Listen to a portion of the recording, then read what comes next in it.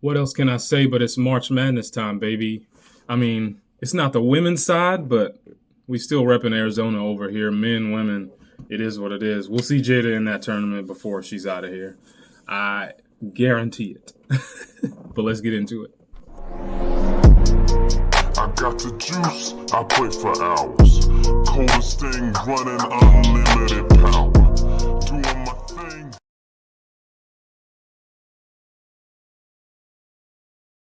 So for me, the tournament is usually when I super heavy follow my team. You know, can be a casual when it comes to college basketball for my team purposes, my fandom, because a lot of the times it's hard to watch a lot of the games and things like that. It being an Arizona fan, it makes it a little better because it's not like a team that doesn't get a lot of play on like your big time platforms and things like that. But it's just hard to watch consistent college basketball just in general. But what this means for me is the tournament is the time where I can look at prospects for the next level, where we can look at who they match up with or have a chance of matching up with, what they look like when the lights are the brightest, when the competition is the toughest, when they're playing against teams that they might not even play in the regular season. So it excites me because I get to see what a lot of these players are made of. So looking here at the Spokane region, obviously you got your UCLAs and Janiyah, who I am, like I said, is my draft crush, the biggest one I think I have. I can't wait to see how she does as long as she's healthy in this tournament, obviously, along with next year's Janiyah. I'm talking about Janiyah again. Can't get off my mind. Lauren Betts and the rest of that crew. And then obviously you got 2027 with Kiki Rice is in that. I think pretty sure she's in that sophomore class. Another sophomores over here. Like there's a few sophomores that I'm going to have my eye on slightly, but not super because we're obviously paying attention to the seniors. Florida State, a prospect to watch there is going to be Michaela Timpson, who I like as a nice defensive rebounding big. I'm interested to see because if they make it far enough, she'll play against some. No, she's right there. So if they win, beat George Mason, then they'll end up playing against LSU, who should win, and she'll have a chance to show out against LSU and Morrow and all of them down there. And then obviously LSU, you got your players. We still don't know what Flo is going to do, whether she's going to stay or if she did, I haven't seen it. And then obviously, like I said, you have Anissa Morrow, and then you got your class of 2027 as far as the WNBA with Miss Williams over there as well, amongst other mini prospects at LSU. Obviously, they're going to pump them out. But my favorite one is I get to see two of some of my favorite prospects play against each other in this region. It's Michigan State versus Harvard. Harmony Turner is going to put the country on notice. I really hope she does. I really hope she puts it to Michigan State. I love Michigan State. I love Julia. I'm pretty sure is how you say her name. You got Grace Van Sluten over there, which I don't think she's part of this class, but she might either be this class or next class. I'd have to go back and look at that, her running mate over there at Michigan State. But, yeah, Harmony had a run in that Ivy League tournament. She really turned it up. She had 44 points in the semifinals, and then in the finals she willed her team to victory. She's one of those players that if you've not had the chance to watch her, this is the time.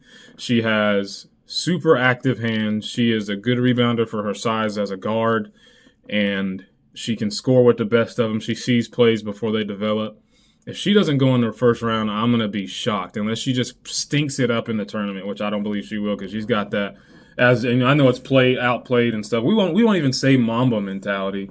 We'll just say she has that destructive desire, that chaotic nature to win and to will her team to victory no matter what.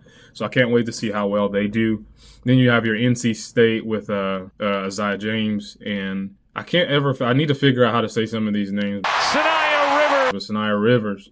Those two are also some of my favorites in terms of like the guard forward position where they could go either way. They have great size, and I'm really super excited to see how they translate to the next level. And they're playing Vermont, and I don't know many players there. Like there could be gems hidden out through here. I've watched 40-plus ladies play games and 1, 2, 3 games. Not one. It's 3 games are probably the least with a lot of these girls.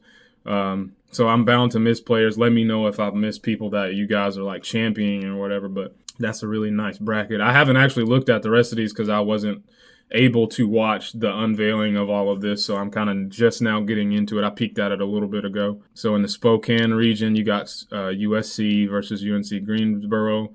Obviously, you have Kiki Iriafen there. That can come out this year if she decides to, or I'm pretty sure she's done. Then you have, and who else they have? They have Talia Van Alphen, who could be a undrafted late round type. Then you have Cal, which is like my favorite trio of back into the draft players in Marta Suarez, Ioana Kermili, and then Kayla Williams. All guards except for Marta, and Marta's the best of them all. She's really a shifty, big forward, so like a power forward. I really hope those three really show out against their opponent, Mississippi State, and against USC if they make it past them as well. Then you have Kansas State, who has, Serena Sandel and Ioka Lee. Haven't checked to see where Ioka's health is. I know she's been in and out throughout the whole season. If they win, they have a chance to go against my girl, Georgia Amore, and Clara Strack, which is going to be, she's going to cause problems. She's really going to cause problems. I do believe it, with or without Georgia, I believe. Can't wait to see what she does. Then you can scroll down here a little bit, and you have Iowa. So what I forgot. Oh, Lucy Olson. She could threaten for the first round if she has a strong tournament. Another Iowa product, point guards. It's like Iowa can just pump them out. And they're going against Murray State, who I forget the girl's name now. I probably need to look it up because I was championing her in the beginning of the season because she's the highest ranked scorer in the nation for, not even in the nation, but just NCAA women's basketball active. Like it's her, and then it's Anissa Marr in terms of the top players that have scored the most points in their careers. And she's played 5 years, but Caitlin Young, she is, let me see if I can pull it up really quick. Yeah, so for her career in the NCAA, she is 14th all time. So she didn't quite grab the number one spot or get close, but she got in the top 15. And she's the all-time leading scorer for the school. Ja obviously didn't stay there long for Murray State, but she broke the record for the women's and the men's this season. So that alone is a great feat as well. I'm interested to see. I've seen them play. I've watched her games a few times. I'm not sure how they're going to match up with that team, but I expect Iowa to win. I just don't know by how much. And then they'll probably end up facing against Oklahoma with Reagan and all those guys down there, who should be a good one for next year. Oklahoma State has some sophomores I really am interested in that were unranked coming out of high school. I can't, like the sophomore class, man. It's just, I'm so hyped. I need it! I can't wait to start watching them for their senior years, at least for whoever comes out. And then you have UConn, which they're playing Arkansas State, and, unless they hit some kind of random roadblock there, you're going to see them pretty far ahead. But anything can happen in March Madness. So moving over to the Birmingham side, you got Texas over here. And Texas actually has Rory Harmon, who will probably come out. But the more I watch a lot of these other guards that are her same size, there's a lot more guards who can fill it up and shoot a lot better than she can. She's a real defensive guard, and I think she can make her mark at some point, but with the game going the way it is, I really think you have to be special to make it into the league, and you can't just be a defender or you can't just be a scorer. You have to be able to shoot the three ball at a consistent rate to keep spreading the floor. But then you have Illinois here, who is going against Creighton, and Creighton obviously has some of my more favorite players to watch. Like Lauren Jensen and Morgan Maley. And they are some girls that can really fill it up. They can really shoot. And it could be one of those ones that is the 9 beats the 8. I wouldn't be shocked. But moving on down, you have the Tennessee squad, who, do I have anybody that is? No, because you got Talasia Cooper. But, I mean, that's another one in that class. So I think that's why I haven't really watched them, because she's the one that sticks out for that team. And she's a part of that class that, again, I'm salivating to get into. Then you have Ohio State, though. That team, I came on to I forget her name now. Like I'm rattling off all these ladies, and then I get to this side, and I can't remember anybody's name. Cody McMahon. She is a tank. But she is one of my favorite tanks to watch. She is shifty and she gets down. I don't know if she has the ability to come out this year, but next year for sure, I cannot wait. And then you got Johnny Cambridge, who is a freshman who will have to wait a while. I hate waiting, but we still get to watch them. Ohio State's definitely going to be a team to beat if they're firing on all cylinders. Speaking of firing on all cylinders, Silas Swords on Michigan. Smoke. Ooh, if they win and Notre Dame wins, which they should, then you can technically you could have a little matchup of the former teammates of Lutheran High over there, Lou High. You got Katie Koval over there on Notre Dame, and then Sila on Michigan. I don't think all of them made it, because Syracuse would have had to make it. Yeah, and Syracuse didn't make it, and neither did Arizona, who has Lauren Swan, and Syracuse has Hawkins.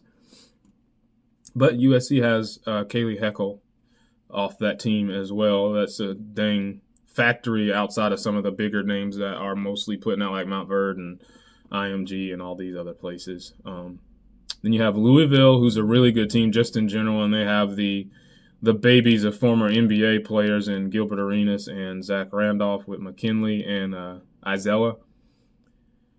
Nebraska's got Brittany Prince, I believe, who is one of those freshmen that I can't wait to see how she grows. She's a bit on the slight side, but she's got good size at 5'11", and I think she's going to really turn up for that team. Alexis Markowski is one of those players that she's listed at 6'2", but she plays like 6 foot as a center, and I just don't like how she plays at that position. I'm not sure if she has next level potential in terms of just getting drafted, but that's not to say she can't make it there as well. And then you have the TCU team, the one that's been just going nuts recently. And obviously you got Haley Van Lith and Sedona Prince. And what's the other? I forget the other girl's name as well. That is on that team. She's a point guard who can shoot. She might be more of a 2, though. Madison Connor. That's right. She's shooting the best on the team, shooting 45%.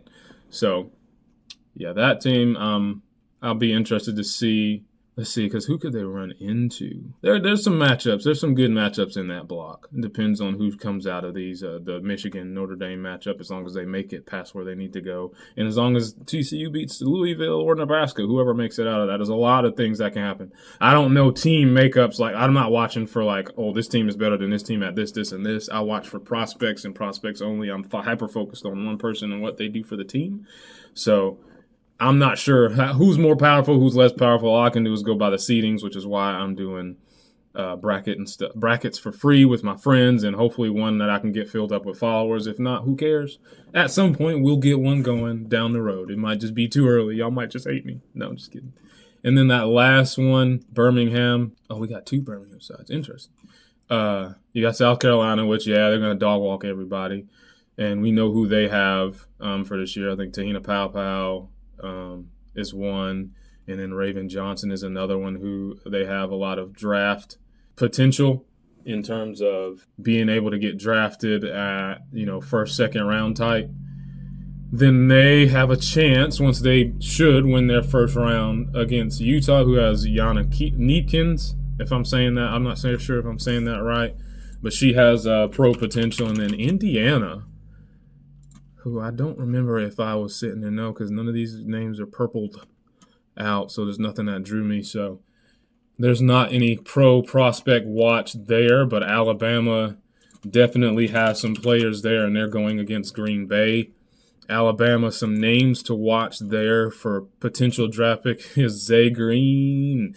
She is a hooper. Like, she is a big guard at 6'2". And she might have been in school for, longer than the 4, but it's normal, and I really wish people would stop harping on that. It is what it is. Like, get over yourselves. She can hoop. She has a 3-ball, midi, drive, floater. Like, she has the whole package. Little interesting watching her on defense, but I really hope she gets a shot. Her play can be a little erratic, so that just kind of reminds me of the microwave type player who is not necessarily like a first or second option, but one that can come off and just give you buckets like nobody can stop them. Then you got Sarah Ashley Barker, who's another guard, good size at 6 foot. She's averaging 17.5, 6 rebounds, and 3 assists. And then Aaliyah Nye, who somebody got on to me about she's also got good size at 6 foot. She's one of the best three-point shooters in the nation. She's shooting 45%. And for percentage-wise, this year she is ranked 7th. And in the SEC, she's ranked 1st. And then for her career all-time in the SEC, she's ranked 2nd. And those three, I don't think all three will get drafted, but those three are prospect watch. When you watch these teams, this is basically what I'm saying, looking out for these names and watch how they play against the field. They are going to show you some things for sure. Then you got Maryland, which you got Miss Sellers, I do believe, over there. Cheyenne Sellers, yeah. I think actually that this is the bracket where Washington, if they win, then they win out. You have a chance to see the sisters, if they make it a certain distance, play against each other. I'm pretty sure there's another Sellers at Washington. Savia Sellers, yeah. Savia. Watch me not even be right that they're actual sisters. I haven't looked this up. I think I saw it somewhere, but moving on. Maryland's playing Norfolk State, which, again, I don't know how good they are or anything, but, again, we're watching for prospects. West Virginia has J.J. Quinterly. She is one that is shifty. She can play defense really well. She reminds me of the mold of Rory Harmon, but she can actually score a lot better. So, like, if I had to choose the two, and I think I have made this comparison before, I would definitely take JJ over her JJ over Rory, because JJ just has a better package at the size that she is, because I believe JJ is 5'8". Let's see, JJ Quinterly. Yeah, she's 5'8", can score with the best of them. She's averaging 20 points this year, and she's shooting 80% from the line, and she can get there. Not shooting well from three, but, she makes up for it by getting to the basket. But, again, you kind of worry going to the next level is whether or not they can hit those shots.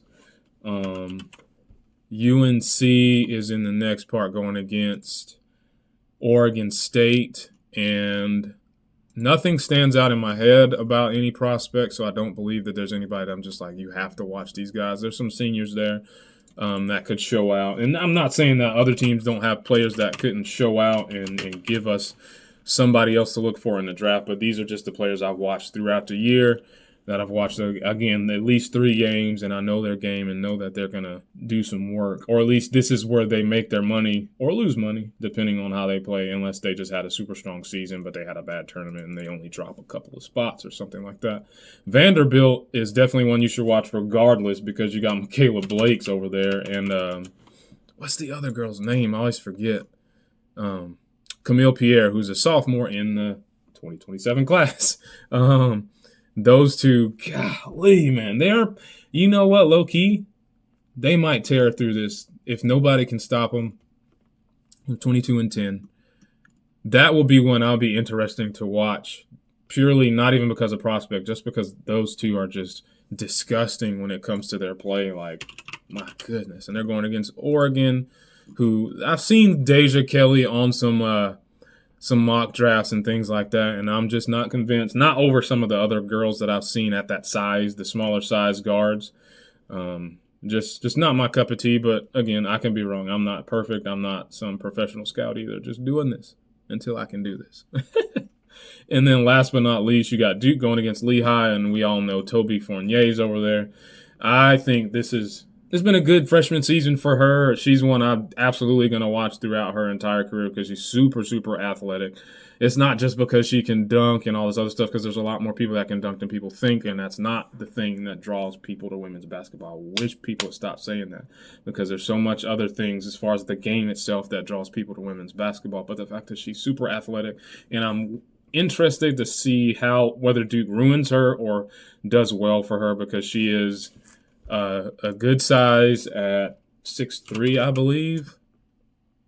Let me double check. 6'2". They got her listed at 6'2". It's, again, super athletic. I really hope they don't make her into a post player. She needs to stay a small forward who can guard all 5 positions. I believe she can. She just has to learn how to stay more on her feet, and she can out-rebound. She can out-hustle and just out-maneuver. Get her some handle and a shot. Smoke, man. Smoke.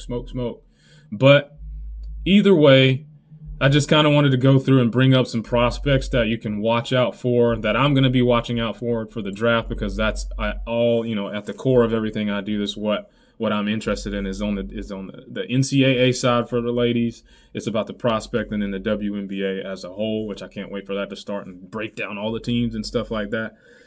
But I'm doing a bracket that is for anybody they can join. I have posted on all my platforms. You can join. Just search Juice Madness, JBSN Madness, I believe. Let me double check.